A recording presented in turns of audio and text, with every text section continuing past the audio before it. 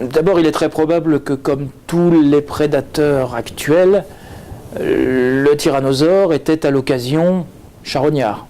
Donc il lui arrivait certainement de se nourrir au passage d'une carcasse de dinosaures rencontrés au détour du chemin.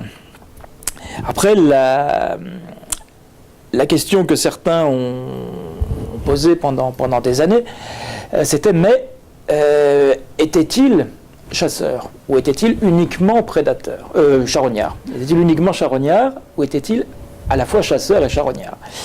Et c'est très difficile de démontrer qu'un animal chassait il y a 70 millions d'années. C'est très très compliqué parce que vous pouvez retrouver ces crottes qui sont remplies de petits morceaux d'os de bébés, de jeunes hadrosaures ou de jeunes cératopsiens. Vous ne pouvez pas démontrer. Comment démontrer que c'est le tyrannosaure qui a tué ces jeunes dinosaures? Pourquoi n'aurait-il pas été tué par une autre espèce de dinosaure? Ou pourquoi ne serait-il pas mort d'une autre cause et puis le tyrannosaure les aurait boulottés comme ça en passant? Ça semble être quelque chose de quasiment impossible à démontrer, ça, le fait qu'un animal disparu ait été un chasseur. Et pourtant, en paléontologie, il ne faut jamais dire jamais, puisque en 2013, des chercheurs américains ont trouvé la preuve que le tyrannosaure était aussi un chasseur. Alors c'est quoi la preuve?